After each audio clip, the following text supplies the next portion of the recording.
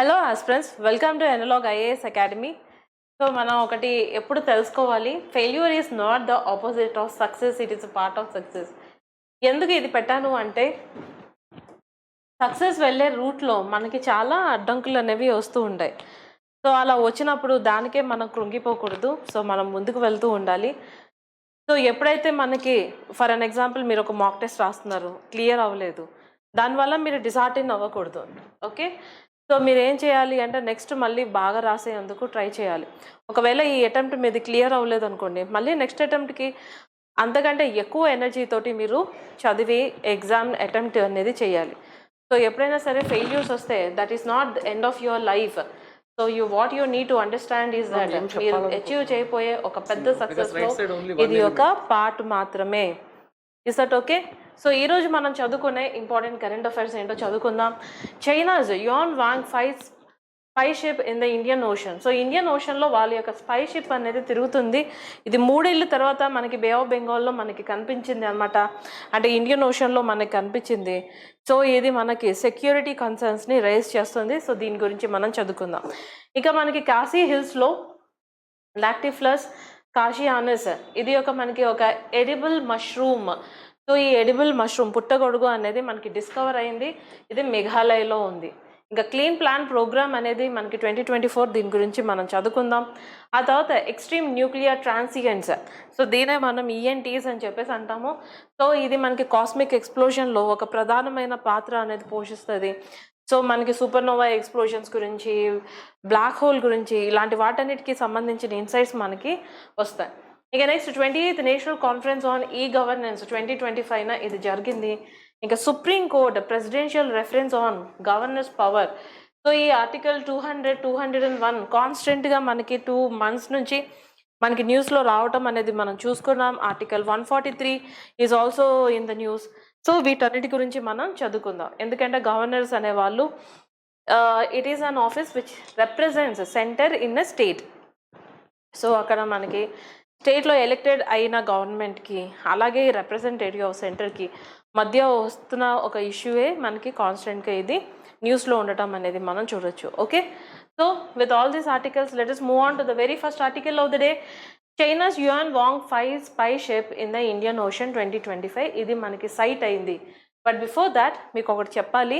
మనకి September 18th నుంచి మన ఎనలాగ్ ఐఏఎస్ అకాడమీలో మనకి ఏమైంది అంటే టీజీపీఎస్సీ అండ్ ఏపీపీఎస్సీకి సంబంధించిన గ్రూప్ 1 కోచింగ్ అనేది మనకి స్టార్ట్ అయిపోయింది. మీలో ఎవరైనా సరే ఈ అభ్యర్థులు ఉంటే ఈ కోర్సెస్ని మీరు అవైల్ చేసుకోవచ్చు. ఇది మీకు ఆన్లైన్ అండ్ ఆఫ్లైన్లో కూడా మీకు అందుబాటులో అనేది ఉంది. You can download hour app also. So మనకి మన 2 తెలుగు రాష్ట్రాల్లో ఉన్న ఇంపార్టెంట్ ఫ్యాకల్టీ మీకు ఈ క్లాసెస్ అనేది కంప్లీట్గా ఎగ్జామ్ ఓరియంటెడ్గా ఇస్తారు. మీకు ఫ్రీ అంటే మెటీరియల్ ప్రొవైడ్ చేస్తారు. కరెంట్ అఫైర్స్ అప్డేషన్ అనేది ఉంటుంది. తర్వాత వీక్లీ రివ్యూస్ అనేవి ఉంటాయి. టెస్ట్ సిరీస్ అనేది ఉంటుంది. All this comes under 65,000 only. ఇంకా ఎర్లీ బర్డ్ ఆఫర్ కింద ఎవరైతే ముందే ఎన్రోల్ చేసుకుంటారో వాళ్ళకి 15%, 10% డిస్కౌంట్స్ కూడా మనకి ఇవ్వటం అనేది జరిగింది. ఇంకా మీరు ఒకవేళ ఇంకా ఫర్దర్గా డౌట్స్ ఉంటే this is our number, you can call to this number or you can visit us directly. Okay, we will be looking forward to meet you in person. So shall we start today's session? The first article of the day, it is China's Yuan Wang spy ship is in the Indian Ocean and this should not occur in here, but it appeared in Indian Ocean. Okay, ఇది ఒక advance spy ship. So spice అంటే మనకు already తెలుసు. ఈ yuan వాంగ్ 5 ఇది మనకి Indian ఓషన్లో మళ్ళీ 3 ఏళ్ల తర్వాత కనిపించింది. After 3 years it is sighted. So మనకి మన భారతదేశం అనేది ఏం చేస్తుంది అంటే నోటీస్ టు ఎయిర్మెన్, అంటే యూజువల్లీ ఇలాగా అన్ఆథరైజ్డ్ షిప్స్ అనేవి మన ఇండియన్ టెరిటోరియల్ వాటర్స్ కానీ దాని దగ్గరలో కానీ తిరగకూడదు అనమాట. బట్ ఈ షిప్ అనేది మనకి కనిపించింది restricting Bay of Bengal air space. So మనకి బే ఆఫ్ బెంగాల్ ఎయిర్ స్పేస్లోకి ఎంటర్ అవ్వకూడదు. ఇది right now it is present in the Indian Ocean. So ఇది మనకి స్ట్రాటజిక్ కన్సర్న్స్ అనేవి ఒక పక్కన మనం కనుక చూసుకుంటే it is because of Donald Trump. మనకి అండ్ యుఎస్ఏకి ఆల్ టైమ్ మన డిప్లొమాటిక్ రిలేషన్స్ అనేవి మనకి పడిపోయాయి అనమాట. ఇట్ ఈస్ బికాజ్ ఈ డిప్లొమాటిక్ రిలేషన్స్ కనుక మనం చూసుకుంటే ఒక ట్రేడ్ టారిఫ్ వార్ అనేది మనకి జరుగుతుంది, మనకి అను అమెరికాకి. సో ఇలా జరగడానికి గల కారణం ఏంటి? Because Donald Trump is expecting Nobel prize. ఈ నోబెల్ ప్రైజ్ కావాలి, అది మనం కూడా అతని పేరు చెప్పాలి అని చెప్పి అది ఒక కన్సర్న్. రెండో concern, the most important concern ఏంటి అంటే USA wants to penetrate into Indian markets especially in agriculture and dairy products. So ఇక్కడ మనకి మన కోర్ ఇండస్ట్రీలో యుఎస్ఏ పెనెట్రేట్ అవ్వాలి అని అనుకుంటుంది. అలా కనుక పెనెట్రేట్ అవుతే ఏమవుతుంది అంటే మన భారతదేశం యొక్క ఇంట్రెస్ట్ అనేది కాంప్రమైజ్ అవుతాయి. సో అందుకనే అది మనం ఎంకరేజ్ చేయకుండా ఉండటానికి మనం ఆ ప్రోడక్ట్స్ ఏదైతే అమెరికాలో ఉన్న ఈ ప్రోడక్ట్స్ ఉన్నాయో ఇండియాలో మనం వాటి మీద హై టారిఫ్స్ అనేది మనం వేసాము. సో అది యుఎస్ఏ మన భారతదేశంలోకి పెనెట్రేట్ అవ్వాలనుకుంటుంది. రెండోది మనకి ఈ డైరీ ప్రోడక్ట్స్ కనుక చూసుకుంటే మన భారతదేశంలో ఏవైతే క్యాటిల్ ఉన్నాయో వి ఫీడ్ దెమ్ గ్రాస్ అంటే కంప్లీట్గా మనం ఏంటంటే హెర్బివోరస్ డైట్స్ అనేది ఇస్తాం. కానీ అక్కడ మనకి వాళ్ళు హెర్బివోరస్ డైటే కాకుండా మిగతాయి కూడా ఇస్తూ ఉంటారు. మన భారతదేశంలో ఈ మిల్క్ అనేది మనం చాలా వాటికి యూజ్ చేసుకుంటాం, which is also used in temples also. Okay, టెంపుల్స్లో మనం యూజ్ చేసుకుంటాం, ప్రసాద్లో మనం యూజ్ చేసుకుంటాం. And there is a significant amount of population in our country who abstain eating meat, as well as there is some considerable population in our country who are vegans also. అలాంటి వాళ్ళందరికీ ఇది చాలా discouraging factor అవుతుంది. కాబట్టి that's the reason we're not encouraging American products in to our country. కానీ దీన్ని undermine చేస్తూ ఏం చేస్తుంది అంటే అమెరికా ఇవన్నీ చేస్తున్నారు కాబట్టి మేము ఇంపోజ్ చేస్తామని చెప్పి, that is the first reason. And second reason, it is saying that మీరు రష్యా దగ్గర నుంచి క్రూడ్ ఆయిల్ కొనుక్కుంటున్నారు అండ్ రష్యా మీ దగ్గర నుంచి వస్తున్న ఈ క్రూడ్ ఆయిల్ని తీసుకొని యుక్రెయిన్లో జరుగుతున్న యుద్ధంలో ఆ మనీని స్పెండ్ చేస్తుంది. ఎంతోమంది అమాయకులు అనే వాళ్ళు చనిపోతున్నారు ఈ యుద్ధంలో అని చెప్పేసి అన్నెసెసరీగా ఇండియా మీద ఈ బ్లేమ్ గేమ్ యాక్ట్ అనేది మనకి చేస్తుంది అనమాట. సో ఈ అన్ని రీజన్స్ వల్ల, because of all these reasons మనకి ఏమైంది అంటే ఇది జరగటం అనేది జరిగింది. Okay, so now let us talk about the other important things. Capability of Yuan Wang 5. ఇది మనం చూసుకుంటే high accuracy long range monopulse radar system అనేది ఈ షిప్లో ఉంది అనమాట, యువాన్ వాంగ్ 5లో. దాంట్లో హై యాక్యురసీ ఉంది, లాంగ్ రేంజ్ వాటిని కూడా ఇది టార్గెట్ చేసి మిసైల్స్ అటాక్ అనేది చేయొచ్చు. ఇంకా శాటిలైట్స్ని కూడా ట్రాక్ చేయగలుగుతుంది. ఐసీబీఎం ఇంటర్ కాంటినెంటల్ బాలిస్టిక్ మిసైల్స్ని కూడా ఇది ట్రాక్ చేస్తుంది. మిసైల్ లాంచెస్ని కూడా ట్రాక్ చేయటం అనేది జరుగుతుంది. చాలా అడ్వాన్స్డ్ స్పైస్ షిప్ అని మనం చెప్పొచ్చు. మాన్యువల్లీ అండ్ ఆటోమేటికలీ రెండిటిగా కూడా మాన్యూవరింగ్ అనేది మనం మాన్యువల్గా చేయొచ్చు, ఆర్ఎల్స్ ఆటోమేటిక్గా కూడా ఇది మనకి వర్క్ అవుతుంది. ఇంకా ఇది మనకి వాళ్ళ దేశంలో PLA navy strategic support force అనేది మనకి వాళ్ళ దేశంలో ఈ స్పై షిప్ని వాళ్ళు మేనేజ్ చేస్తారు అనమాట. ఇక దీనిలో క్రూ మనం కనుక చూసుకుంటే 400+ పర్సనల్ ఇంతమంది ఈ షిప్ అనేది అకామిడేట్ చేస్తుంది. ఒక చిన్న సైజు విలేజ్ అని మనం చెప్పొచ్చు. ఓకే, ఇంకా 80 మిషన్స్ సిన్స్ 2007 2007 నుంచి 80 మిషన్లు ఇది చేయటం అనేది జరిగింది. ఇది స్పేస్ క్రాఫ్ట్ అండ్ లూనార్ మిషన్స్ని కూడా ఇది ట్రాక్ చేసింది. సో ఇంత ప్రమాదకరమైన షిప్ మన ఇండియన్ ఓషన్లో ఈ క్రమంలో మనకి యుఎస్ఏకి రైట్ నో డిప్లొమాటిక్ వార్ నడుస్తుంది. అంతేకాకుండా ఇప్పుడు మనం ఏం చేస్తున్నామంటే ఇండియా అండ్ చైనా, బికాస్ మనం బ్రిక్స్లో వీఆర్ మెంబర్ కంట్రీస్ కాబట్టి మనం చైనా తోటి ఒక మంచి రిలేషన్షిప్ మెయింటైన్ చేసుకుందాం అని చెప్పేసి అనుకుంటున్నాం. సో ఈ క్రమంలో ఈ టైంలో ఈ స్పై షిప్ అనేది ఇండియన్ ఓషన్లో ఎందుకు వచ్చింది అనేది నిజంగా ఒక కన్సర్న్స్ని రేస్ చేస్తుంది. ఓకే, ఇంకా టెక్నికల్ అప్గ్రేడ్స్ అండ్ హిస్టరీ మనం చూసుకుంటే 2022లో దీన్ని అప్గ్రేడ్ చేశారన్నమాట. దీన్ని నావిగేషన్ని ఇంప్రూవ్ చేశారు, safety, reliability, specialized tracking system ఇలాంటివన్నీ దీన్ని ఇంప్రూవ్ చేయటం అనేది జరిగింది. ఆగస్ట్ 2022లో మనం చూసుకుంటే ఇది శ్రీలంకలో హంబన్టోట పోర్ట్. సో ఇది మనకి చైనా మేనేజ్ చేస్తుంది. నెక్స్ట్ 99 ఇయర్స్కి ఇది మేనేజ్ చేయటం అనేది జరుగుతుంది. ఓకే, సో ఇక్కడ మనకి శ్రీలంకలో ఈ పోర్ట్ అనేది అందులో మనకి ఐఓఆర్లో అంటే ఇండియన్ ఓషన్ రీజియన్లో ఇది కనిపించటం అనేది ఇది భారతదేశానికి వీళ్ళు ఏమైనా చెప్పాలనుకుంటున్నారా ఏంటి అనేది మనకి నిజంగా ఒక క్వశ్చన్ మార్కే. అందుకే మనం కూడా చాలా ప్రిపేర్డ్గా ఉన్నాం అనమాట. నెక్స్ట్ ఇది మనకి స్పేస్ అండ్ మిసైల్ ట్రాకింగ్లో ప్రధానమైన పాత్ర పోషిస్తుంది. ఎందుకంటే మనకి మిసైల్స్ లాంచ్ని కూడా ఇది ట్రాక్ చేస్తుంది అని చెప్పి మనం ఆల్రెడీ చదువుకున్నాం. Next India's response and security measures మనం చూసుకుంటే మనం నోటమ్ అనేది ఆల్రెడీ ఇష్యూ చేసాం. మీకు ఆల్రెడీ నేను ఫస్ట్ స్లైడ్లోనే చెప్పాను. నోటమ్ అంటే ఏంటి అంటే నోటీస్ టు ఎయిర్మెన్. సో అంటే ఇమ్మీడియట్గా మన దేశం యొక్క సెక్యూరిటీ కాంప్రమైజ్ అయితే ఇమ్మీడియట్గా అప్పుడు ఏం చేయాలి, ఇమ్మీడియట్గా మన ఇండియన్ ఎయిర్ ఫోర్స్ అనేది రంగంలోకి దిగాలి. సో నోటమ్ అనేది బే ఆఫ్ బెంగాల్ ఎయిర్ స్పేస్లోకి ఇది రాకుండా, అంటే బే ఆఫ్ బెంగాల్లోకి ఎంటర్ అవ్వకుండా మన బే ఆఫ్ బెంగాల్ ఎయిర్ స్పేస్లో మన ఎయిర్ క్రాఫ్ట్స్ అనేది తిరుగుతూ ఉంటాయి అన్నమాట. అంటే ఏదన్నా చేస్తే మనం రెడీగా ఉండటానికి. ఇక మానిటరింగ్ చైనీస్ నావల్ మూవ్మెంట్స్ కంటిన్యూస్గా మానిటర్ చేస్తున్నాం. డిప్లొమాటిక్ ఛానల్స్ని మనం ఓపెన్ చేసి మనం వాళ్ళని అడుగుతున్నాం, వాళ్ళ డిప్లొమాట్స్ని, what is the reason behind this spy ship which is roaming around Indian Ocean అని చెప్పి. ఇంకా ఇండియన్ ఓషన్లో మనకి theatre of great power rivalry అనేది కనిపిస్తుంది. ఇక్కడ ముఖ్యంగా ఉన్న దేశాలు ఏంటి అంటే India, China, USA and at times మనకి రష్యా కూడా కనిపిస్తూ ఉంటుంది. ఓకే, ఇంకా ఈ ఇండియన్ ఓషన్ వేదిక చేసుకొని ఈ దేశాలన్నీ కూడా మనకి ఫైట్ చేసుకుంటున్నాయి. బట్ రైట్ఫుల్లీ ఇండియన్ ఓషన్లో ఇండియా యొక్క ప్రెజెన్స్ అనేది చాలా ఇంపార్టెంట్. ఓకే, బట్ ఈ మిగతా దేశాలన్నీ ఇక్కడ ఏం చేస్తున్నాయి అనేది అదే మనకి పాయింట్ ఆఫ్ కన్సర్న్. ఓకే, ఇంతటితో ఈ టాపిక్ మనకి కంప్లీట్ అయిపోయింది. ఇది మనకి ఎగ్జామ్లో ఎలా వస్తుందో ఒకసారి చూద్దాం questions. With reference to Yong Wang 5, consider the following. It is operated by the Strategic Support Force of China's PLA Navy. That's true. And the second point, it is capable of tracking satellites, ballistic missiles and the spacecraft. Adi kuda correct. It is permanently stationed at Hambantota Port, Sri Lanka. No, ఇది పర్మనెంట్గా station కాదు. At times it comes to the Hambantota port. It has dock temporary, కానీ ఎప్పుడూ అక్కడే ఉండదు. Okay, so that is named as a spy ship for God sake. అంటే spy ship అనేది ఏంటి, ఒక పోర్ట్ నుంచే అది ఆపరేట్ అనేది చేయదు. సో అందుకనే first and second statements are only correct. Hence option number A is correct. Okay, let us move on to the other important topic of the day. Lactifluus khasianus new edible mushroom discovered in Meghalaya. మేఘాలయలో మనకి Khasi Jaintia hills అనేవి ఉన్నాయి. Garo Khasi Jaintia hills.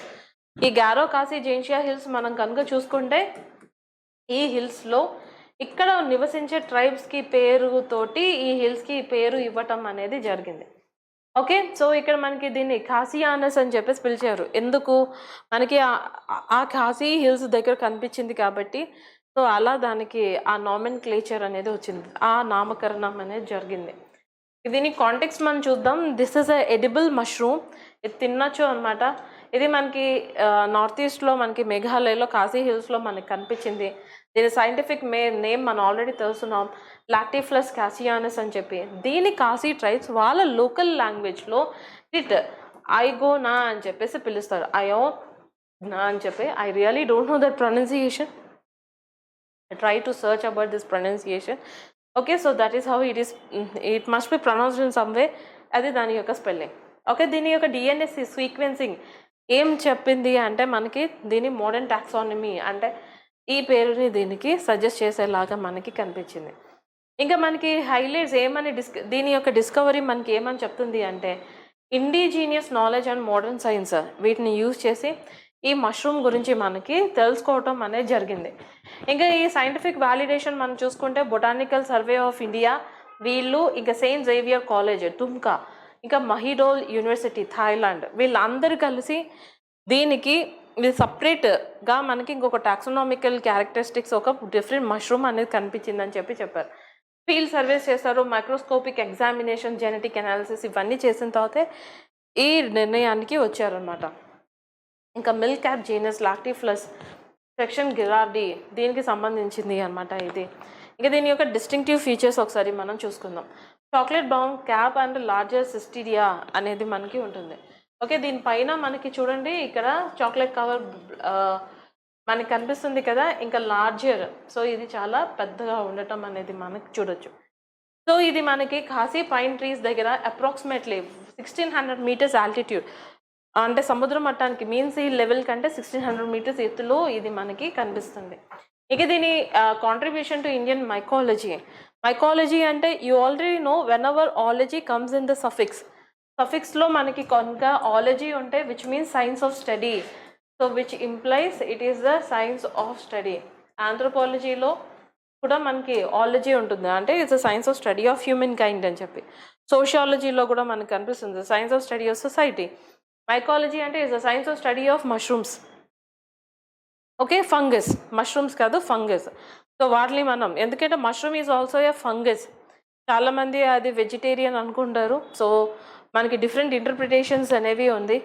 కొంతమంది దాన్ని vegetarian అని, కొంతమంది దాన్ని non veg అని చెప్పేసి అంటూ ఉంటారు. But mushroom is technically is a fungus plant అనమాట. సో ఇది మనకి 5th స్పీషీస్ అనమాట, సెక్షన్ రికార్డెడ్ ఇన్ ఇండియా. ఇంకా ఇది మనకి ఎడిబుల్ స్పీషీస్, దీన్ని తినొచ్చు మనం. ఓకే, అండ్ దెన్ మేఘాలయలో మనం చూసుకుంటే ఇండో బర్మా బయోడైవర్సిటీ హాట్స్పాట్గా మనం గుర్తించవచ్చు. సో దీని ప్రకారం, ఈ హాట్స్పాట్ ప్రకారం మనకి ఫంగల్ డైవర్సిటీ అనేది చాలా ఎక్కువగా కనిపిస్తుంది. 34+ ఈ లాక్టిఫ్లస్ స్పీషీస్ అనేవి మనకి కనిపిస్తాయి. ఇంకా ఇది ఎక్కడికి ఎక్స్పాండ్ అవుతుంది అంటే fungal biodiversity records and underlines Meghalaya's mycological ఇంపార్టెన్స్ని ఇది మనకి బలపరచడం అనేది మనకు కనిపిస్తుంది. ఇక దీని మీద మనకి MCQs ఎలా వస్తాయో ఈ టాపిక్ మీద ఒకసారి చూద్దాం. With reference to Lactiflus cassianus, consider the following. It was discovered in East Khasi Hills, Meghalaya. It is the first recorded edible species of its section in India. Rendu statements manaki correct. And it was discovered only through DNA sequencing without field surveys. Field surveys kuda chesaru kada. Okay, so field surveys chesaru, microscopy chesaru, DNA sequence chesaru. So option number A is only correct, hence because statement number 1 and 2 are correct kabatti. So let us study about the other important topic of the day. Okay, so here comes one dam, Swalkote. So this is a dam which is constructed on Chenab River, Jammu and Kashmir. And you already know Chenab means it is a tributary of Indus River too. And it is part of Indus Water Treaty also. So here strategic and environmental dimensions are covered in this article. Let us see what is this dam is all about, why is it in the news. ఇంకా ఈ స్వాల్కోట dam మనం చూసుకుంటే so 1860 megawatts మనకి generate చేస్తుంది. ఇది చైనాబ్ river మీద ఇది construct చేశారు. ఎగ్జామ్లో మనకి ఒక డ్యామ్ ఏ రివర్ మీద కన్స్ట్రక్ట్ చేశారు అని కూడా మనకి క్వశ్చన్స్ అడుగుతారు. ఓకే, ఇంకా మనకి ఆప్షన్స్లో చేనాబ్, రావి, ఝేలం ఇలా ఇస్తే so your option should be Chenab. So ఇది మనకి 1984లో స్టార్ట్ చేశారనమాట, లార్జెస్ట్ హైడ్రో స్కీమ్స్ అనేది వెస్టర్న్ ఇండియన్ బేసిస్ రివర్లో. ఇంకా ఇక్కడ మనకి ఏమైంది అంటే ఇండస్ వాటర్ ట్రీటీ అనేది 2025లో, బికాస్ మనకి ఇక్కడ ఏం జరిగింది, why did we suspended this Indus water Treaty, because of that Pahalgam attack. మన దేశం మీద అన్యాయంగా టెర్రరిస్ట్ అటాక్ అనేది జరిగితే ఎన్నిసార్లు మనం సైలెంట్గా కూర్చుంటాం, వీ హ్యావ్ టు రిటాలియేట్ కదా. So as a part of retaliation, because Pakistan continuously fail to control this terrorist attacks. Pakistan sponsor terrorist అనేవాళ్ళు మన భారతదేశంలో, whether it is Lashkar-e Taiba or it is Jaish-e Mohammad, and also there are some people Indian Mujahideen, of course ఇది Pakistan based కాదు, కానీ ఇలాంటి వాళ్ళందరూ మన భారతదేశం మీద చాలా టెర్రరిస్ట్ అటాక్స్ అనేవి చేశారు. ఇంకా ఇలా ఫర్దర్ జరగకుండా ఉండాలి అంటే మనం స్ట్రాంగ్ రిటాలియేషన్ అనేది ఇవ్వాలి. దట్స్ ద రీజన్ మన ఆపరేషన్ సింధూర్ని కూడా కన్స్ట్రక్ట్ మనం ఈ ఇయర్లో మనం తీసుకుని వచ్చాం. ఇంకా ఆపరేషన్ సింధూర్లో మనకి హై ప్రెసిషన్ స్ట్రైక్స్ చేసాం. ఓన్లీ శత్రు స్థావరాలు అంటే మనకి టెర్రరిస్ట్ స్థావరాల్ని మాత్రమే అటాక్ చేసాం. సివిలియన్స్కి ఎటువంటి నష్టం కలగకుండా మనం చూసుకున్నాం. We have taken every other step. ఇలాంటివన్నీ మనం తీసుకున్నాం only to neutralize terrorist. Okay, as a part of this ఇది ఒక పక్కన ఆపరేషన్ సింధూర్ ఇలా జరుగుతూ ఉంటే మనకి త్రివిధ దళాలు మనకి ఇన్వాల్వ్ అయ్యి ఉంటే అట్ ద సేమ్ టైం మనకి డిప్లొమసీ కూడా వర్క్ చేస్తుంది. అంతేకాకుండా as a part of it Indus water ట్రీటీని కూడా మనం సస్పెండ్ చేసాం. Okay, environmental ministry expert appraisal committee ఏం చేస్తుంది అంటే it is trying to review this clearance, దీన్ని రివ్యూ చేస్తుంది అన్నమాట. అన్ని పాసిబుల్ థింగ్స్ని కూడా ఇది అంచనా అనేది వేస్తుంది. ఇక దీని బ్యాక్గ్రౌండ్ అండ్ స్ట్రాటజిక్ ఇంపార్టెన్స్ మనం చూసుకుంటే చేనాబ్ మనకి it is one of the tributary of Indus river. So this is part of Indus water treaty. India మనకి ఏం చేసింది అంటే non consumptive use of western rivers మీద మాత్రమే రెస్ట్రిక్షన్ అనేది తీసుకుని వచ్చింది, కన్జ్యూమ్ చేసే వాటర్ మీద కాదు, నాన్ కన్సంప్టివ్. ఇంకా పహల్గామ్ టెర్రర్ అటాక్స్ 2025 తర్వాత ఇది మనకి ఈ ఇండస్ వాటర్ ట్రీటీని సస్పెండ్ చేయటం అనేది మనం తీసుకుని వచ్చాం. ఇంకా సెంటర్లో మనకి హోమ్ మినిస్ట్రీస్ పవర్స్ వీళ్ళందరూ కూడా ఏం చేశారు అంటే ఈ స్విఫ్ట్ ఎగ్జిక్యూషన్ని తీసుకుని వచ్చారు. ఎనర్జీ సెక్యూరిటీ, రీజనల్ డెవలప్మెంట్, ఇవన్నీ కూడా మన యొక్క కన్సర్న్స్ అనమాట. ఇంకా ప్రాజెక్ట్ స్పెసిఫికేషన్స్ మనం చూసుకుందాం. కాంక్రీట్ గ్రావిటీ డ్యామ్, రిమెంబర్ ఇది కూడా మనకి ఎగ్జామ్లో అడగచ్చు. ఎక్కడ మనకి ఈ డ్యామ్ కన్స్ట్రక్షన్ జరిగింది మనకు అడుగుతారు. ఆ తర్వాత మనకి దాని యొక్క type concrete gravity dam. And తర్వాత దీని హైట్ మనం చూసుకుంటే 192.5 metres, reservoir capacity 530 million cubic metres అనేది మనకి దీనికి కనిపిస్తుంది. ఇంకా మనకి 1559 హెక్టర్స్ మనకి ఏమవుతాయి, దీనికి ఏదైనా ప్రాబ్లం అయితే ఇంత ల్యాండ్ అనేది సబ్మర్జ్ అనేది అయిపోతుంది. ఇంకా ఫారెస్ట్ అండ్ ల్యాండ్ డైవర్షన్ మనం చూసుకుంటే 846 hectare across Udhampur, Mahore, Batote and Ramban. Okay, ఈ ఏరియాస్లో మనకి ఈ ల్యాండ్ డైవర్షన్ అనేది జరిగింది. చాలా ఇంపార్టెంట్. ఒక డ్యామ్ కట్టలు తెగింది అంటే చాలా చాలా అంటే లో లయింగ్ ఏరియాస్ అక్కడ కింద ఉన్న విలేజెస్ వీటన్నిటికీ చాలా ప్రమాదం అనేది జరుగుతుంది. ఇంకా trees affected approximately 2.22 lakh. Okay, largest in Ramban. ఇక్కడ ఇన్ని చాలా ఎక్కువ చెట్లు మనకి కట్టాయి. ఓవరాల్గా 2.22 lakhs చెట్లు అనేవి మనకి ఇదైపోయాయి. ఇక కెపాసిటీ మనం స్టేజెస్లో మనం చూసుకుంటే 1406 మెగావాట్స్ మనకి స్టేజ్ 1లో, 450 మెగావాట్స్ స్టేజ్ 2లో మనకి కనిపిస్తాయి. ఇక దీనికి సంబంధించిన కంట్రవర్సీస్ అండ్ ఎన్వైరన్మెంటల్ కన్సర్న్ మనం చూసుకుంటే అఫీషియల్గా it is called run of river but large reservoir కాంట్రడిక్షన్స్ని ఇది మనకు చూపిస్తుంది. ఎన్వైరన్మెంటల్ కన్సర్న్ ఇది రేస్ చేస్తుంది. China already host Dul Hasti 390 megawatt, Baglihar 819 megawatt, Salal 619 megawatt. ఇవన్నీ కూడా మనకి ఏం చేస్తున్నాయి అంటే కొంచెం హైడ్రోలాజికల్ స్ట్రెస్సే మనకి కనిపిస్తున్నాయి అన్నమాట. సో ఇది ఇక్కడ ఉన్న మనకి కొన్ని ఎన్వైరన్మెంటల్ స్ట్రెస్. సో ఈ టాపిక్ మనకి ఇంతటితో కంప్లీట్ అయిపోతుంది. ఒకసారి మనం దీని మీద ఎలాంటి ఎంసీక్యూస్ రావచ్చో ఎగ్జామ్లో ఒకసారి మనం చూద్దాం. With reference to Swalkote Dam, consider the following statements. It is located on the Chenab River in Jammu and Kashmir. Correct, a statement correct.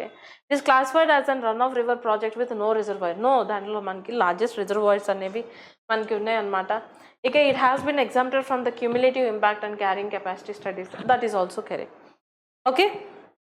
Now let us understand the other most important article of the day, Clean Plan Program 2024. So this is once again related to environment and ecology. ఈ clean plant programme మనం కనుక చూసుకుంటే August 2024లో launch చేశారు. ఇక దీని యొక్క aim ఏంటి? Provide virus free high quality planting material to ఫార్మర్స్కి మనకి ఇది ఒక చేయూత అనేది ఇస్తుంది అనమాట. వైరస్ ఫ్రీగా ఉండటం, తర్వాత హై క్వాలిటీ ప్లాంటింగ్ని ఇది మనకి ప్రొవైడ్ చేస్తుంది. ఇక దీని యొక్క నీడ్ మనం చూద్దాం. ప్లాంట్ డిసీజ్ని, క్లైమేట్ చేంజ్ని రెండింటిని కూడా ఇది ట్యాకిల్ చేయాలి. ప్లాంట్ డిసీజ్ అంటే మనకి వైరస్ కారణంగా బోల్డ్ అండ్ డిసీజెస్ వస్తాయి. దాని కారణంగా పంటలు చాలా నష్టపోతూ ఉంటారు ఫార్మర్ కమ్యూనిటీ. అందుకోసమే అది జరగకుండా, అంతేకాకుండా మనకి క్లైమేట్ చేంజ్ని కూడా మనం చూసుకోవాలి అనమాట. సో క్రాప్ లాసెస్ కానీ, reduce farmer income, poor food quality, వీటన్నిటినీ కూడా ఇది ఏం చేయాలి అంటే బ్యాలెన్స్ చేయాల్సి ఉంటుంది. ఇక దీని యొక్క బ్యాక్గ్రౌండ్ అండ్ నీడ్ మనం చూసుకుంటే చాలా మొక్కలు అనేవి మనకి ఏం జరుగుతూ ఉంటాయంటే లేటర్ స్టేజెస్లో అంటే మొక్కగా ఉండి పెరిగే కొద్దీ దానికి చాలా డిసీజెస్ వస్తూ ఉంటాయి. అలా డిసీజెస్ రావడం కారణంగా మనకి రైతులకి చాలా నష్టం అనేది జరుగుతూ ఉంటుంది. ఇంకా వీళ్ళు ఏం చేస్తారు అంటే క్లీన్ డిసీజ్ ఫ్రీ ప్లాంటింగ్ మెటీరియల్ని తీసుకుని వస్తున్నారు అనమాట. Best preventive solution. ఇంక దీని యొక్క బెనిఫిట్స్ చూద్దాం. సిస్టమాటిక్ పాథోజెన్స్ని ప్రివెంట్ చేస్తుంది. పాథోజెన్స్ అంటే ఏంటి?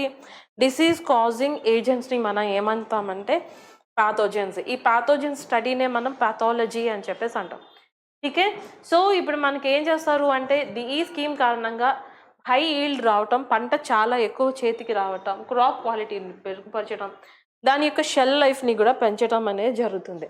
ఇంకా దీని కారణంగా మనకి కెమికల్స్, ఇప్పుడు మనం కనుక తీసుకునే ఫుడ్ మనం చూసుకుంటే కంప్లీట్గా కెమికల్స్ని వేసి పెంచుతున్నారు. సో మనకి కెమికల్స్ మీద రిలయన్స్ తగ్గించడం చాలా ఇంపార్టెంట్. ఎందుకంటే ఈవెన్చువల్లీ ఈ కెమికల్స్ని ఎక్కువగా యూజ్ చేయడం కారణంగా వాట్ ఈజ్ హ్యాపెనింగ్, ఈ కెమికల్స్ని చాలా ఎక్కువ యూసేజ్ కారణంగా మనకి ఏం జరుగుతుంది అంటే సాయిల్ యాసిడిఫికేషన్ అనేది ఎక్కువైపోతుంది. సో అందుకే ఇది కంట్రోల్ చేయడానికి. ఇక మనకి ఇక్కడ ఉన్న ప్రోగ్రామ్ స్ట్రక్చర్ అండ్ ఫండింగ్ మనం చూసుకుంటే నేషనల్ హార్టికల్చర్ బోర్డ్ దీన్ని ఇంప్లిమెంట్ చేస్తున్నారు. ఇంకా టెక్నికల్ సపోర్ట్ అనేది ICAR అనేది మనకి ప్రొవైడ్ చేస్తుంది. ఇంకా ఫండింగ్ 1765.67 crores దీంట్లో ఫండ్ చేస్తున్నాము. సో అంటే $98 million loan from ADB, Asian development bank ఇంత లోన్ అనేది ఇస్తుంది. ఇంకా ఇన్ఫ్రాస్ట్రక్చర్ మనం చూసుకుంటే 9 క్లీన్ ప్లాంట్ సెంటర్స్ అనేవి నేషన్ వైడ్గా మనం నెలకొల్పాము. 3 మనకి మహారాష్ట్రలో, అక్కడ మనకి గ్రేప్స్, ఆరెంజెస్, పొమోగ్రానైట్స్ వీటన్నిటిని కూడా అవి పరిశీలిస్తాయి. ఇక టార్గెట్ మనం చూసుకుంటే supply 8 crore disease free seedlings annually మనకి ఇది టార్గెట్. ఇక కీ యాక్టివిటీస్ అండ్ ప్రోగ్రెస్ మనం చూసుకుంటే వెబ్సైట్ ఒకటి లాంచ్ చేశారు. ఓకే, దాంట్లో నిరంతరం మనకి అప్డేట్స్ అండ్ రిసోర్సెస్ గురించి చెప్తాయి. ఇంకా హజార్డ్ అనాలిసిస్ అనేది జరుగుతుంది. Viruses in grapes, apples, citrus ఇవన్నీ కూడా మనకి స్టడీలో ఉంటాయి. శాంపిల్ టెస్టింగ్ అక్రాస్ స్టేట్స్ మనకి శాంపిల్ టెస్టింగ్ అనేది జరుగుతుంది. Okay, so next apart from that 35 clean plants అనేవి distributed via nurseries and farmers. ఇక దీని కారణంగా మనకి బెనిఫిట్స్ స్టేక్ హోల్డర్స్కి ఏంటి, ఫార్మర్స్కి మంచి హెల్తీ ప్లాంట్స్ అనేవి దొరుకుతాయి, వైరస్ ఫ్రీ దొరుకుతాయి, హై ఈల్డింగ్ కెపాసిటీ సీడ్లింగ్స్ అంటే విత్తనాలు చక్కగా ఎక్కువ పంటని తర్వాత తక్కువ రోగాల్ని కాజ్ చేసేవి వస్తాయన్నమాట. ఇంకా నర్సరీస్లో మనం చూసుకుంటే ఇన్ఫ్రాస్ట్రక్చర్ సపోర్ట్ అండ్ సర్టిఫికేషన్ జరుగుతుంది. ఆ తర్వాత consumers better quality fruits, taste and nutrition. Export సెక్టర్లో మనం చూసుకుంటే virus free produce boost credibility, equity, affordable access, women ఫార్మర్స్ని ఇంక్లూడ్ చేసుకోవచ్చు. Region specific varieties developed by diverse zone. ఇవంతా మీరు మెయిన్స్కి రాసుకోవచ్చు. యూజువల్లీ ప్రిలిమ్స్లో ఈ టాపిక్స్ మనకి అడిగారు. ఠీకే. ఓకే, సో ఇంతటితో మనకి ఇది అయిపోతుంది. దీని మీద మనకి ఎలాంటి ఎంసీక్యూ రావచ్చో చూద్దాం. With reference to the clean plant programme consider the following statement. It is implemented by the National Horticulture Board with technical support from ICAR. Statement number 1 is correct. It focuses on using chemical treatments to reduce crop diseases.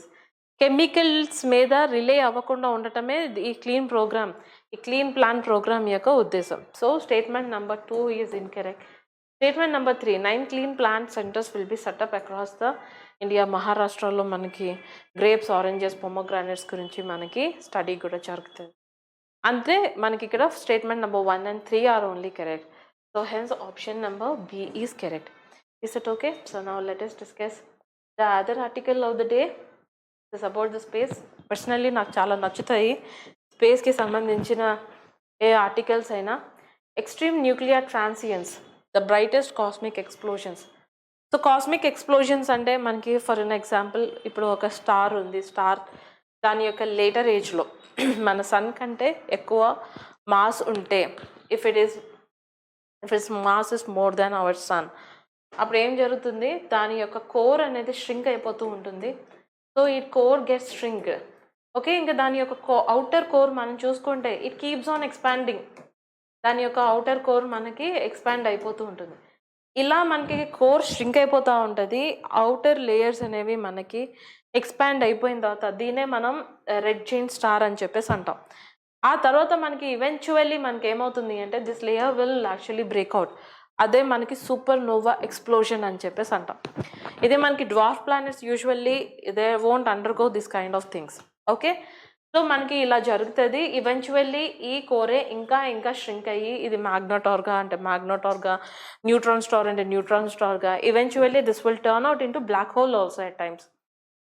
Okay, so now let us understand extreme nuclear transients ఏంటి, ఈ bright cosmic explosion, what is this news is all about.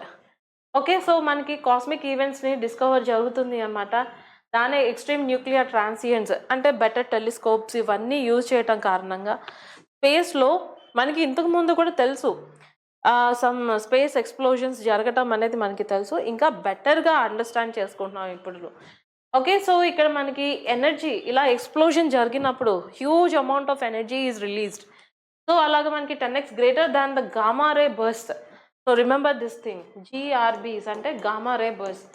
ఈ gamma rays అనేవి they are extremely harmful radiation. మనకి visible స్పెక్ట్రమ్లో కనుక మీరు చూసుకుంటే, if you carefully observe in the visible spectrum, విబ్జిఆర్లో మనం చూసుకుంటే ఈ దిస్ ఇస్ వైలెట్ రైట్, ఇంకా ఆర్ మనకి వచ్చేసి రెడ్. ఈ విబ్జిఆర్లో మనకి ఏం కనిపిస్తుంది విబ్జిఆర్లో? సో ఈ కలర్స్ అనేవి మనకి కనిపించాయి. ఈ రెడ్ తర్వాత వచ్చే వాటికి they have higher wave length. దీని యొక్క వేవ్ లెంత్ చాలా ఎక్కువగా ఉంటుంది. అదే మనకి ఈ వైలెట్కి ముందు మనం చూసుకుంటే దాని యొక్క వేవ్ లెంత్ చాలా తక్కువ ఉంటుంది అన్నమాట. హై ఫ్రీక్వెన్సీ అనేది మనకి కనిపిస్తుంది.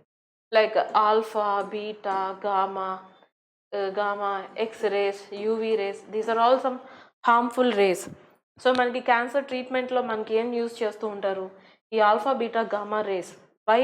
Because they are very high energy rays అనమాట.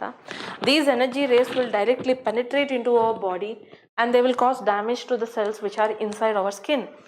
సో అందుకనే మనకి larger exposure to these rays will cause damage to our body, skin cancers ఇలాంటివన్నీ వీళ్ళకి వస్తూ ఉంటాయి. అంతేకాకుండా ఈ ఎక్స్రేస్ మనం కనుక చూసుకుంటే దీనికి ఈ రేస్ అన్నిటికీ చూడండి, they can easily enter in to our body. For an example, even in this class also there are so many lights. ఈ లైట్స్ అన్ని మన బాడీలోకి ఈ లైట్ ఎంటర్ అవుతుందా? ఎంటర్ అయితే I couldn't take class. Isn't it true or not? Okay, so దీనికి high penetration అనేది లేదు, but they have very high penetration. ఇక ఈ ఎక్స్రేస్ మనకి ఏదైనా సరే బోన్ ఫ్రాక్చర్ ఇలాంటివి జరిగినప్పుడు మనం ఏం చేస్తూ ఉంటాం, ఎక్స్రేస్ అనేది తీసుకుంటూ ఉంటాం. అందుకే ప్రెగ్నెంట్ విమెన్ని ఎక్స్రేస్ అనేది తీయనివ్వరు. ఎందుకంటే ఈ రేస్ అనేది మనకి ఊమ్లోకి కూడా ఎంటర్ అవుతాయి కాబట్టి. ఓకే, సో ఇంత హై ఎనర్జీ రేస్ అనేవి మనకి ఇలాంటి ఎక్స్ప్లోజన్లో చాలా ఎక్కువగా ఎమిట్ అవుతూ ఉంటాయి. ఇక్కడ మనకి brightest explosion since the big bang. So సుమారుగా మనకి 13.6 కానీ 13.8 billion years ago a big bang has happened, and that's how from then onwards universe is keep on expanding. That's what we have studied in geography. Heck in a head. Okay, so this is offering a new insights. అంటే big bang తర్వాత 13.6 billion ఏళ్ల క్రితం ఏదైతే ఒక explosion జరిగిందో ఆ తర్వాత మళ్ళీ ఇప్పుడే జరుగుతున్నాయంట. ఇది మనకి black hole behaviour, black hole గురించి మనకి ఐ థింక్ 2016లోనో 2015లోనో మనకి ఒక సైంటిస్ట్ ఒక ఫోటోని క్యాప్చర్ చేశారు దాన్ని. ఓకే, సో తను చాలా చాలా ఆల్గోరిథమ్స్ రాసి హై ఫోటోగ్రాఫ్స్ని అన్ని తీసుకొని వాటన్నిటిని మర్జ్ చేసి సంహౌ ఒక బ్లాక్ హోల్ని తీసుకుని వచ్చారు. Why it is named as black hole? Because దాని యొక్క గ్రావిటేషనల్ పుల్ ఎంత స్ట్రాంగ్గా ఉంటుంది అంటే even light cannot escape from the black hole. Black hole నుంచి మనకి లైట్ కూడా ఎస్కేప్ అవ్వదు. అది మనకి యూనివర్స్లోనే మనకి one of the very darkest spot అనమాట. ఇక్కడ చూడండి, ఇది ఎంత డార్క్ స్పాట్గా ఉంది. ఎందుకు ఇది ఇంత డార్క్ స్పాట్గా ఉంది? క్యూంకి light can also not escape from this. So ఇప్పుడు ఏదైతే ఈ ఎక్స్ట్రీమ్ న్యూక్లియర్ ట్రాన్సియన్స్ జరుగుతున్నాయో దీని కారణంగా మనకి బ్లాక్ హోల్ బిహేవియర్ మనకి తెలుస్తుంది. ఇది ఇప్పటి వరకు మనకి తెలీదు. We're just assuming based on some physics laws and etcetera. ఇంకా తర్వాత వాయిలెంట్ కాస్మిక్ ప్రాసెసెస్. అసలు విశ్వంలో ఇలాంటి విస్ఫోటనాలు ఏదైనా జరిగితే ఏం జరుగుతుంది అనేది ఇలాంటి వాటన్నిటికి క్లియర్ ఇన్సైట్స్ అనేవి మనకి ఇస్తున్నాయి అన్నమాట. ఓకే, సో ఇప్పుడు మనకి ఈఎన్టీస్ అంటే ఏంటో చూద్దాం. సో ఇది మనకి usually super massive black holes tear apart. ఇలాంటి బ్లాక్ హోల్ అనేది మనకు ఒకవేళ విడిపోతే అప్పుడు ఏం జరుగుతుంది? Massive stars 3 times sun mass. Black holes మనకి యూజువల్లీ ఎలా ఫామ్ అవుతాయి? సన్ కంటే ఎక్కువ మాస్ ఉండాలి అన్న, సన్ కంటే 3 రెట్లు కానీ దాని అంత సమానం 3 times or equal to 3 times కనుక ఒక స్టార్ యొక్క మాస్ ఉంటే అప్పుడు ఈవెన్చువల్లీ దాని కోర్ ష్రింక్ అయిపోయి it will turn out into black hole అనమాట. ఇంకా టైడల్ ఫోర్స్ స్ట్రెచ్ అనేది compress star stream of debris. So దీంట్లో టైడల్ ఫోర్స్ ఇవన్నీ మనకి కనిపిస్తూ ఉంటాయి. డెబ్రీస్ అంటే ఈ స్టార్ నుంచి మనకి డెబ్రీస్ అంటే దాని యొక్క రిమైన్స్. ఇప్పుడు మనం ఒక బిల్డింగ్ కన్స్ట్రక్ట్ చేసుకుంటున్నాం అనుకోండి, కన్స్ట్రక్ట్ అయిపోయిన తర్వాత దాని డెబ్రీస్ అన్నిటిని మనం క్లీనప్ చేసేసి ఒకవేళ అది వేస్ట్ మెటీరియల్ అయితే we will discard into trash cans. Isn't true అన్నట్టు. అలాగే మనకి బ్లాక్ హోల్ టేర్ అపార్ట్ అయిపోతే దాని డెబ్రీస్ స్ట్రీమ్ ఆఫ్ డెబ్రీస్ వస్తుంది. ఈ డెబ్రీస్ కూడా మనకి ఏం చేస్తాయంటే they emit vast electromagnetic energy across the space. Electromagnetic rays అనేది చాలా ఇంపార్టెంట్. ఈ ఎలక్ట్రోమాగ్నెటిక్ రేస్ అనేవి మనకి బిగ్ బ్యాంగ్ ఎప్పుడైతే జరిగిందో ఆ తర్వాత మనకి ఎలక్ట్రోమాగ్నెటిక్ రేస్ కూడా మనకి రిలీజ్ అయ్యాయని చెప్పేసి మనకి తెలుస్తుంది. ఇంకా దీని యొక్క యూనిక్ ఫీచర్స్ చూసుకుంటే ENT shine for years in radio wavelengths. Okay, unlike short lived gamma ray bursts లాగా కాకుండా ఇవి ఎక్కువ కాలం మనకి కనిపిస్తూ ఉంటాయి అంటే ఇవి వెలుగుతూ ఉంటాయి. సో అలాగా మనకి ఇవి విశ్వంలో ఉన్నాయని మనకి తెలుస్తుంది. ఇంకా ఈ ఈఎన్టీస్ అనేవి మిగతా కాస్మిక్ ఫినామినాకి ఎలాగా డిఫరెంటో చూద్దాం. ఓకే, ఈఎన్టీస్ వర్సెస్ జిఆర్బీస్ అంటే మనకి gamma ray bursts. So ENTs are 10x more energetic. ఇప్పుడు ఏదైతే మనం కనుక్కున్నామో ఇవి మనకి 10x 10 రెట్లు ఎక్కువ గామా రే బర్స్ కంటే చాలా 10 రెట్లు ఎక్కువ అంట. ఇంకా టైడల్ డిస్ట్రప్షన్ ఈవెంట్స్ మనం చూసుకుంటే స్మాలర్ స్టార్స్ కానీ చిన్న స్టార్స్ కానీ లేదా బ్లాక్ హోల్స్లోనే చిన్న బ్లాక్ హోల్స్ కానీ ఉంటే దీంట్లో మనకి ఈఎన్టీస్ మనకి రేరర్ రాజ్ గ్యాలక్సీస్లోనే పెద్ద గ్యాలక్సీస్లోనే మనకి కనిపిస్తుంటాయి. ఇప్పుడు మన సోలార్ సిస్టమ్ అనేది ఏ గ్యాలక్సీలో ఉంది? మనకి మిల్కీ వే గ్యాలక్సీలో ఉంది. ఇంకా అంతకంటే పెద్ద గ్యాలక్సీస్లో కూడా అంటే పెద్ద గ్యాలక్సీస్లో కనిపిస్తాయి. ఇప్పుడు మన మిల్కీ వే గ్యాలక్సీ మనం చూసుకుంటే యూజువల్లీ మనం చిన్నప్పుడు మన సోలార్ సిస్టమ్ గురించి చదువుకునేటప్పుడు మనం ఎలా చదువుకున్నాం? మనకి ఇక్కడ ఒక సన్ ఉంటాడు. సో దీని చుట్టుపక్కల 8 planets ఉన్నాయి. So 8 planets are revolving around the sun అని. బట్ సన్ని మనం యూజువల్లీ స్టేషనరీగా చూపిస్తాం. This is a completely wrong narrative. ఈ నెరేషనే కంప్లీట్గా wrong. Why? Because even sun is moving very fast. ఈ సన్ మూవ్ అవుతుంది, సన్ యొక్క గ్రావిటేషన్ పుల్ కారణంగా దాని చుట్టూతో మిగతా ప్లానెట్స్ కానీ, ప్లానెట్స్ అంటే ప్లానెట్స్, ఆస్ట్రాయిడ్స్ అంటే ఆస్ట్రాయిడ్స్, కామెట్స్ అంటే కామెట్స్, దాని గ్రావిటేషనల్ పుల్ ఎంతవరకు ఎక్స్టెండ్ అయిందో అంతవరకు అవన్నీ కూడా దాని చుట్టూ తిరుగుతున్నాయి. బట్ ఈ సన్ ఎవరి చుట్టూతో తిరుగుతుంది? ఈ సన్ అనేది మనకి ఈ మిల్కీ వే గ్యాలక్సీ యొక్క కోర్లో చాలా బ్లాక్ హోల్స్ ఉన్నాయి, దాని చుట్టూ దానికి గ్రావిటేషనల్ పుల్ని బేస్ చేసుకొని ఇది మనకి తిరుగుతుంది. ఠీకే. సో మనకి ఇంకా నెక్స్ట్ ఈఎన్టీస్ వర్సెస్ ఎఫ్ఎక్స్టీస్ అంటే మనకి ఫాస్ట్ ఎక్స్రేస్ ట్రాన్సియన్స్. ఈ ఎక్స్రేస్ కానీ ఈ గామా రేస్ కానీ who are all these things, what are all these things, who are అనకూడదు, what are all these things, these are all some high energy radiation, right. So మనకి FXTs మనం చూసుకుంటే fast X ray transients, ఇవి మనకి short less powerful ఉంటాయి, link to supernova or particle jets. Supernova అంటే ఒక నక్షత్రం విస్ఫోటనాన్ని మనం సూపర్నోవా, బట్ ఇది నక్షత్రం వరకు ఆగిపోతుంది. సూపర్నోవా అనేది it is restricted to star. అదే మనం if you're talking about this extreme nuclear transits మనం కనుక చూసుకుంటే ఈ ఎక్స్ట్రీమ్ న్యూక్లియర్ ట్రాన్సిట్స్ అనేవి మనకి it is related to black హోల్కి సంబంధించింది అనమాట. ఇంకా దీని యొక్క డిస్కవరీ అండ్ అబ్జర్వేషన్ ఇది మనకి ఈఎస్ఏ, దీని pronunciation I don't know, Gaia or Gia spacecraft అనేది ఇది మిల్కీ వే మ్యాపింగ్ అనేది ఒక 10 సంవత్సరాల నుంచి మ్యాప్ చేస్తుంది అనమాట. ఇంకా మనకి long lived high amplitude brightness changes అనేవి మనకు కనిపిస్తున్నాయి. ఆ తర్వాత యూవీ, ఎక్స్రే, గ్రౌండ్ టెలిస్కోప్స్ ఇవన్నీ కూడా డిటెక్ట్ చేసాయి ఈ వేవ్ లెన్స్ని. ఇంకా జ్వికీ ట్రాన్సియంట్ ఫెసిలిటీ అనేది ఇంకా అడిషనల్ ప్రూఫ్ని మనకి ఇచ్చి ఇలాగా ఈ వాదనని సపోర్ట్ చేస్తుంది. I hope you have clearly understood this topic. ఇంకా ఈ టాపిక్ మీద మనకి ఎగ్జామ్లో ఎలాంటి ఎంసీక్యూస్ రావచ్చో ఒకసారి చూద్దాం. With reference to the 28th national conference, what is this, ఇది ఎందుకు వచ్చింది?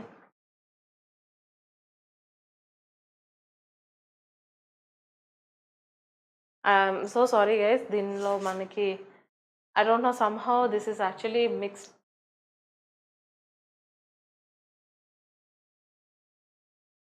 Yeah, sorry. Okay, so yeah.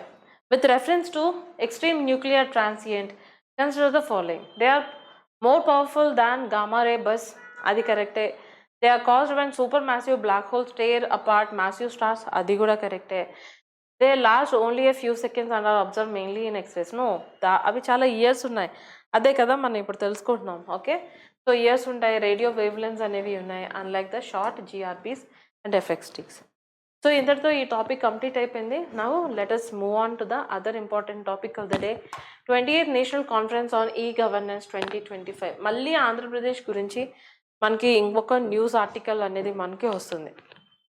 ఇది సెప్టెంబర్ 22nd, 23rd ఇది మనకి ఆంధ్రప్రదేశ్ విశాఖపట్నంలో ఈ కాన్ఫరెన్స్ని మనకి కండక్ట్ చేస్తున్నారు అనమాట. ఇంకా ఇది మనకి డిఏఆర్పిజి and ministry of information technology వీళ్ళ సపోర్ట్ తోటి and at the same time మనకి ఆంధ్రప్రదేశ్ గవర్నమెంట్ వీళ్ళందరూ కలిసి ఈ కాన్ఫరెన్స్ని కండక్ట్ చేస్తున్నారు. ఇంకా దీని యొక్క theme Viksit Bharat, civil service and digital transformation. Remember this theme. Lot of times మనకి కాన్ఫరెన్సెస్ దాని యొక్క థీమ్స్, డేస్ అండ్ థీమ్స్ ఇలాంటివన్నీ మనకి ఎప్పుడు న్యూస్లోనే ఉంటూ ఉంటాయి. అవి మనకి ఎగ్జామ్లో కూడా రీఅపియర్ అవుతూ ఉంటాయి. ఇక దీని యొక్క ఫోకస్ మనం చూసుకుంటే digital innovation and governance and public administration కనిపిస్తుంది. ఇక దీని యొక్క ఇనాగ్రేషన్ అండ్ కీ డిగ్నిటరీస్ మనం చూసుకుంటే ఇది ఎవరు ఇనాగ్రేట్ చేశారు? మన Andhra Pradesh CM Nara Chandrababu Naidu sir. Okay, and Jitendra Singh మనకి MOS and S and T personnel. Okay, so మనకి ఈ మినిస్ట్రీ వీళ్ళు ఇనాగ్రేట్ చేయటం అనేది కనిపిస్తుంది. ఇంకా మిగతా ప్రామినెంట్ అటెండీస్ మనకి డిప్యూటీ సీఎం పవన్ కళ్యాణ్ గారు, నారా లోకేష్ గారు, minister of IT and HRT Andhra Pradesh. ఇక దీంట్లో కొన్ని అవార్డ్స్ అండ్ రికగ్నిషన్ కూడా ఇచ్చారు. నేషనల్ అవార్డ్స్ ఫర్ ఈ గవర్నెన్స్ 2025, 19 ఇనిషియేటివ్స్ అనేది ఇన్ని 19 డిపార్ట్మెంట్స్లో వాళ్ళకి ఆనర్ చేశారనమాట. ఇంకా 10 gold, 6 silver and 3 jury awards అనేది ఇచ్చారు. ఇంక ఈ అవార్డ్స్ చూసుకుంటే సెంట్రల్ గవర్నమెంట్, స్టేట్స్, డిస్ట్రిక్ట్స్, గ్రామ పంచాయతీస్ అండ్ అకాడమియా వీళ్ళందరికీ ఈ అవార్డ్స్ అనేది ఇచ్చారు. ఇంకా ఫోకస్ మనం చూసుకుంటే innovation, service delivery, digital governance, excellence వీటన్నిటి మీద వీళ్ళు ఫోకస్ చేస్తారు. ఇంకా కాన్ఫరెన్స్ సెషన్స్ అండ్ థీమ్స్ చూసుకుంటే 6 ప్లీనరీ ప్లస్ 6 బ్రేక్అవుట్ సెషన్స్ అనేవి కండక్ట్ చేశారు. ఇవన్నీ మనకి అవసరం లేదు, ఇంతవరకే మనకి అవసరం అవుతాయి. ఓకే, ఇంకా దీని యొక్క కీ ఫీచర్స్ చూసుకుందాం. దీంట్లో of course 70 speakers from government, industries, academia వీళ్ళందరూ పార్టిసిపేట్ చేశారు. That will not be asked in the examination. నేను చెప్తున్నాను కాబట్టి I'm just explaining all these things. ఇక కీ థీమ్స్ మనం చూసుకుందాం. వైజాగ్ని ఒక ఐటీ హబ్ లాగా, that is a good part of Nara Chandrababu Naidu sir. ఇక్కడ కూడా అంతే, మాదాపూర్లో ఒకసారి ఆయన మనకి ట్విన్ టవర్స్ అనేది కట్టారు. I mean not the twin towers, ఆ సైబర్ సిటీ యాక్చువల్లీ రావడానికి గల కారణం నారా చంద్రబాబు నాయుడు సార్. మళ్ళీ వైజాగ్లో కూడా ఇదే చేయబోతున్నారు అనమాట. ఏఐ డ్రివెన్ ఇంక్లూజివ్ గవర్నెన్స్ని, ఇంకా cyber security, digital సావరీనిటీ, agri stock for agriculture, వీటన్నిటి మీద వీళ్ళ యొక్క ఫోకస్ ఏరియా అనేది మనకి కనిపిస్తుంది. ఓకే, సో ఇప్పుడు ఈ టాపిక్ మీద మనకి ఎలాంటి ఎంసీక్యూస్ రావచ్చో చూద్దాం. With reference to the 28th national conference on e governance 2025, consider the following statements. It was held in Visakhapatnam, Andhra Pradesh. वो सही है. The theme was the civil services in the era of artificial intelligence కాదు, Viksit Bharat civil service and digital transformation. ठीक है. ఇంకా third, the national awards for e-governance 2025 honored 19 initiatives. First statement and the third statements are correct, hence option C is correct. Now let us understand the last article of the day, which is constantly appearing in the newspaper right from 2 months, 2 to more than 2 months, 3 months అని చెప్పుకోవచ్చు. Supreme court presidential reference on governance powers article 200 and 201. ఈ టిఫ్ ఏదైతే జరుగుతుందో మనకి supreme court స్ట్రాంగ్గా చెప్పింది అనమాట. ఏమని చెప్పింది అంటే, ఒక స్టేట్లో ఎలక్టెడ్ గవర్నమెంట్ అనేది ఉంటుంది. బికాస్ డెమోక్రసీలో ఎలక్టెడ్ గవర్నమెంట్ అనేది చాలా పెద్ద విషయం. ఓకే, ఒక ఎలక్టెడ్ గవర్నమెంట్ అనేది ఒక ఆఫీస్ అనేది విచ్ ఇస్ క్రియేటెడ్. సో ఈ ఆఫీస్ ఆఫ్ గవర్నర్ని వీళ్ళిద్దరిలో ఎవరు ఎక్కువ పవర్స్ ఉన్నాయంటే, బికాజ్ ఆఫీస్ ఆఫ్ గవర్నర్ ఏదైతే ఉందో, governor is not directly elected by the people. Governor అనేది it is an appointment which is made by centre. Centre యొక్క ఏజెంట్ ఒక స్టేట్లో ఉంటున్నారు. ఆ స్టేట్ గురించి నివేదికలు సెంటర్కి ఇస్తూ ఉంటారు గవర్నర్. ఓకే, సో ఇప్పుడు ఏదైతే ఈ ఎలక్టెడ్ గవర్నమెంట్ ఒక స్టేట్లో కొన్ని బిల్స్ని పాస్ చేస్తే, ఆ బిల్స్ అనేవి మనకి గవర్నర్కి వెళ్ళినప్పుడు గవర్నర్ ఏం చేయవచ్చు, he can give assent to the bills. ఆ బిల్స్కి అసెంట్ ఇవ్వచ్చు, he can withhold the assent of the bills. Okay, so ఆ బిల్స్ని విత్హోల్డ్ చేయవచ్చు, ఇదే ప్రాబ్లం అవుతుంది. Or he can refer that bill to the president కోసం పెట్టచ్చు, ఆర్ ఆ బిల్ని రిటర్న్ చేయొచ్చు, అది ఒకవేళ మనీ బిల్ కాకపోతే. ఇవి దాంట్లో ఉన్న క్రైటీరియా. సో ఇక్కడ ప్రాబ్లం అంతా ఎక్కడ వస్తుంది అంటే, విత్హోల్డింగ్ ద అసెంట్. ఇది ఎలాగైతే జరుగుతుందో ఈ విత్హోల్డింగ్ ద అసెంట్, ఇక్కడ మనకి సుప్రీంకోర్టులో తమిళనాడు మిగతా గవర్నమెంట్స్ వెళ్ళి కేసు వేసాయి అనమాట. ఏమని చెప్పాయంటే, సెంట్రల్లో ఒక పవర్ ఉన్నప్పుడు స్టేట్స్లో ఆ రూలింగ్ పార్టీ పవర్ కాకుండా వేరే పవర్ ఉన్నప్పుడు ఇప్పుడు ఏం జరుగుతుంది అంటే, ఆ స్టేట్స్లో ఉన్న పవర్ని డిస్కరేజ్ చేస్తూ గవర్నర్ ఏం చేస్తున్నారంట, ఈ బిల్స్కి అసెంట్ ఇవ్వకుండా ఇండెఫినెట్ పీరియడ్ ఆఫ్ టైంని దాన్ని హోల్డ్ చేసి పడుతున్నారు. ఇలా తమిళనాడులో 100 బిల్స్ మీద governor he did not give any assent to the bill. So Tamil Nadu గవర్నమెంట్కి కోపం వచ్చేసింది, వాళ్ళు సుప్రీంకోర్టులో కేసు వేశారు. చూడండి సార్, ఇప్పుడు ఈ గవర్నర్ అనే ఆయన హీఈస్ రిప్రజెంటింగ్ ద సెంటర్. ఈ సెంటర్ యొక్క ఇంట్రెస్ట్ని సేఫ్ గార్డ్ చేస్తూ మేము ఏ బిల్స్ అయితే పాస్ చేస్తున్నామో, అది మనీ బిల్ కాకుండా ఏ బిల్స్ అయితే పాస్ చేస్తున్నామో, అది మేము ఒక వెల్ఫేర్ యాక్టివిటీ కోసమో దేనికోసమో పాస్ చేస్తే, ఆ బిల్స్ని పాస్ చేయకుండా మమ్మల్ని ఇలా బాధపడుతున్నారు, ఇండెఫినెట్ టైం పీరియడ్కి పెట్టుకుంటున్నారు అని చెప్పి. సో దీని మీద మనకి ఏమైందంటే, సుప్రీంకోర్టు ఈ ప్రెసిడెన్షియల్ రెఫరెన్స్ ఆర్టికల్ 143 ప్రకారం ప్రెసిడెంట్ ఆఫ్ ఇండియా మనం ఏం చేయవచ్చు అంటే, సుప్రీంకోర్టు దగ్గర నుంచి తను ఒక సజెషన్ తీసుకోవచ్చు అనమాట. May 2025 ఇది జరిగింది on interpretation of article 200 and 201. చాలామంది దీన్ని 201, 201 అంటారు. 101, 201, 301. What non sense, that is not English. దాన్ని 201 అనే అనాలి. 201 is not English. Okay, so ఇది మనకి April 2025 ఈ జడ్జ్మెంట్ అనేది ఇచ్చారు, ట్రిగ్గర్ అయింది. State of Tamil Nadu versus governor of Tamil Nadu and the other place. ఇక్కడ మనకి ఏం జరిగింది అంటే, code has set time lines for the governors and president to act on state bills. మీరు ఇలా ఇండెఫినెట్ టైం పీరియడ్కి పెట్టుకుంటే వాళ్ళు ఏం చేస్తున్నారు, ఆ బిల్స్ అనేది దేనికోసం పాస్ చేస్తున్నారు, సమ్ వెల్ఫేర్ యాక్టివిటీస్ దేనికోసమో పాస్ చేస్తున్నారు. మీరు అలాగే if you are withholding the assent for indefinite period of time, what will happen? ఇది వాళ్ళకి ఒక ప్రాబ్లమ్ని కావాలనే ఒక కాన్స్టిట్యూషనల్ డెడ్లాక్ని మీరు క్రియేట్ చేస్తున్నారు. అలా చెయ్యకండి, just don't do like that అని చెప్పేసి ఇది మనకి వీళ్ళు మనకి ఏమైంది అంటే this is actually has happen. అప్పుడు ప్రెసిడెంట్ ఏం చేశారు అంటే supreme court according to her article 143 అది ఎక్సర్సైజ్ చేసి సుప్రీం కోర్ట్ నిజంగానే ప్రెసిడెంట్కి కూడా ఒక డెడ్ లైన్ని పెట్టచ్చా, because president is the first citizen of our country, India is a republic country for God sake. Okay, so మరి అలాగా మీరు ఏం చేయాలి, మీరు ప్రెసిడెంట్కే ఇలాగ చెప్పచ్చా అని చెప్పేసి he asked the doubt. Okay, so ఇది మనకి federalism versus discretionary powers debate, ఇది దీని మీద ఒక డిబేట్. అండ్ నెక్స్ట్ థింగ్, ఇంకా కొంతమంది కాన్స్టిట్యూషనల్ ఎక్స్పర్ట్స్ ఏమని చెప్తున్నారంటే ఇది జ్యుడిషియల్ యాక్టివిజం లేకపోతే జ్యుడిషియల్ ఓవర్ రీచ్ అని కూడా మనం చెప్తున్నాం. Just give me 1 second guys. ఇంక ఏప్రిల్ 2025 ఈ జడ్జిమెంట్లో మనం చూసుకుంటే గవర్నర్ మనకి ఏం చేయాలి అంటే should act with in 3 months on the bill. 390 రోజుల్లో ఆ బిల్ మీద హీ షుడ్ యాక్ట్. అంటే ఏంటి, either he can give assent, okay, give assent, withhold the assent, return for the reconsideration and reserve for president. ఇది ఇతను చేయాల్సిన పనులు. Okay, if the bill is repassed, ఒకవేళ బిల్లు రీపాస్ చేస్తే అప్పుడు ఏం చేయాలి, governor is bound to give the assent, governor మనకి అసెంట్ ఇచ్చేయాలి అని చెప్పేసి మనకి తెలియజేస్తుంది.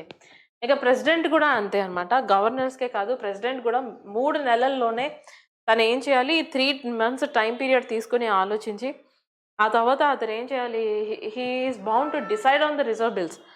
ఆ బిల్స్ని అతను ఏం చేయాలి, either he can give assent or he may not give his assent. So delays beyond this time lines ఇది జ్యుడిషియల్ రివ్యూబుల్, జ్యుడిషియల్ రివ్యూ చేస్తామని చెప్పి సుప్రీంకోర్టు చెప్తుంది. 3 నెలల తర్వాత కూడా మీరు ఈ బిల్స్ని ఇండిస్క్రిమినేట్ టైం పీరియడ్ కోసం పెడితే ఇంకా ఇక్కడ నుంచి అలా కుదరదు, మేము ఏం చేస్తామంటే జ్యుడిషియల్ రివ్యూ కింద తీసుకుంటాము అని చెప్పేసి చెప్పారు. సెంటర్ దీన్ని ఛాలెంజ్ చేసింది, ఎందుకంటే తమిళనాడులో ఉన్న గవర్నమెంట్ వేరు, సెంటర్లో ఉన్న గవర్నమెంట్ వేరు. సెంటర్ ఏం చేసింది అంటే ఇది ఛాలెంజ్ చేసి court has no power to fix timelines not in constitution, కాన్స్టిట్యూషన్లో లేదు కదా మీరు ఎలా చెప్తారు అని. బట్ మనకి ఏం తెలుసు సుప్రీంకోర్టు గురించి, it's a watch dog of constitution కదా. ఓకే, సో ఇప్పుడు కాన్స్టిట్యూషనల్ ప్రొవిజన్స్ చూద్దాం. ఆర్టికల్ 200 ఏమని చెప్తుంది, so it is giving options for the president. ఒక బిల్ కనుక ప్రెసిడెంట్ దగ్గరికి వస్తే, sorry not the president, governor దగ్గరికి వస్తే అప్పుడు గవర్నర్ ఏం చేయాలి, ఆ బిల్లుకి అసెంట్ ఇవ్వచ్చు, అంటే ఆ బిల్ని పాస్ చేయవచ్చు, తన సమ్మతిని తెలియచేయచ్చు, లేదా విత్ హోల్డ్ అసలు ఏం చెప్పకుండా సైలెంట్గా ఉండొచ్చు, లేదా అతనికి ఇష్టం లేకపోతే రిటర్న్ చేయవచ్చు. తర్వాత రిజర్వ్ ఫర్ ప్రెసిడెంట్, అసలు నేను కాదు president, let him decide, let he or she let her decide అని చెప్పేసి చెప్పచ్చు. ఒకవేళ ఇది మనీ బిల్ కాకపోతే, మనీ బిల్ అయితే మాత్రం ఇలాగ విత్ హోల్డ్ చేయలేదు. ఓకే, ఆర్టికల్ 201 ఏమని చెప్తుంది, president may assent or withhold assent. So article 201 ఏమని చెప్తుంది, ప్రెసిడెంట్కి అతను తన సమ్మతిని తెలియచేయకుండా అలా విత్ హోల్డ్ చేయొచ్చు. ఎంత టైం అనేది ప్రిస్క్రైబ్ చేయలేదు, constitution makers did not prescribe the definite time period. ఇంకా సర్కారియా కమిషన్ 1987లో మనకి ఏమని చెప్పింది అంటే రిజర్వ్ బిల్స్ అనేవి ఏవైతే ఉన్నాయో అవి చాలా రేర్, ఊరికనే జరుగుతూ ఉండవు. సో ప్రెసిడెంట్ అనేవారు ఎవరైతే ఉంటారో హీ ఆర్ షీ 6 నెలల్లో సమ్మతి చెప్పొచ్చు అని. కానీ ఈ సంవత్సరం 2025లో సుప్రీంకోర్టు ఏమని చెప్పిందంటే 3 months అనేది టైం ఇచ్చింది, 90 రోజుల్లో ప్రెసిడెంట్ అనేది యాక్ట్ చేయాలి, ప్రెసిడెంట్ అనేవారు యాక్ట్ చేయాలి అని. పుంజీ కమిషన్ 2010లో governor should act on the bills within 6 months, Sarkaria commission చెప్పిందే వీళ్ళు కూడా రీఅసర్ట్ చేశారు. ఇక దీనికి సంబంధించిన ఆర్గ్యుమెంట్స్ అండ్ కాంట్రవర్సీస్ని మనం చూస్తే సెంట్రల్ వ్యూ ఏమని చెప్తుంది, article 63 clause 2 governors description is beyond the judicial review అని చెప్తుంది. దీని మీద జ్యుడిషియల్ రివ్యూ అక్కర్లేదు, సుప్రీంకోర్టు జ్యుడిషియల్ రివ్యూ చేయాల్సిన అవసరం లేదు అని చెప్పి. ఇక గవర్నర్స్ డిస్క్రిషనే ఇంపార్టెంట్, గవర్నర్ తను ఏదైతే నిర్ణయం తీసుకున్నారో అది కోర్టులో మనం ఛాలెంజ్ చేయలేము అని చెప్పి.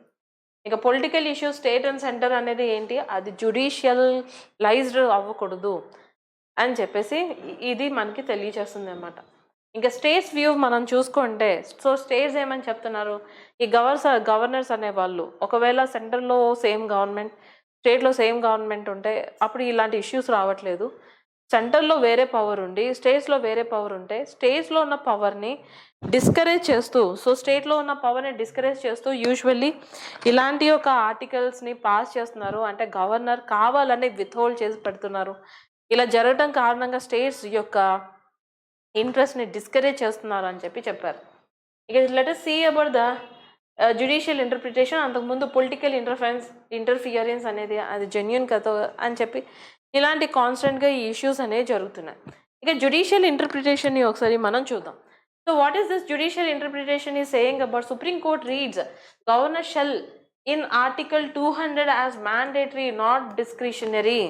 సో సుప్రీం కోర్ట్ ఈ కాంటెక్స్లో ఏమని అబ్జర్వ్ చేసింది అంటే షెల్ అని ఉంది, అది డిస్క్రిషనరీ కాదు, తను ఇండెఫినెట్ టైం పీరియడ్కి అలా విత్హోల్డ్ చేసి పెట్టకూడదు అని చెప్పి తెలియజేస్తుంది అనమాట. సో ఇప్పుడు వీళ్ళిద్దరి మధ్య ఈ గొడవ ఏదైతే ఉందో అది ఎంత దూరం ఏంటి అనేది ఎంత వెళ్తుందో చూడాలి. ఇంకా కాలమే దాన్ని నిర్ణయించాలి. కాన్స్టెంట్గా ఇది మనకి న్యూస్లో ఉంటుంది కాబట్టి సో మళ్ళీ ఇది వస్తూ ఉంటుంది. సో అందుకనే మీరు ఏం చేయాలి అంటే office of governor, office of president గురించి కూడా మీరు చదువుకోవాల్సి ఉంటుంది. అండ్ నెక్స్ట్ థింగ్ ఇక్కడ జ్యుడిషియల్ ఇంటర్ప్రిటేషన్, జ్యుడిషియల్ రివ్యూ ఇలాంటివన్నీ వస్తున్నాయి కాబట్టి ఫండమెంటల్ రైట్స్ కూడా మనకి ఇంపార్టెంట్ అవుతాయి. Article 13 becomes very very important.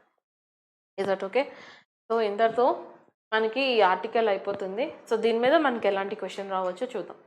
And article 200 of the Indian constitution, the governor May give assent to a bill, withhold assent, return it for reconsideration, review it for the president. All the 4 statements are correct కాబట్టి hence option number C is correct.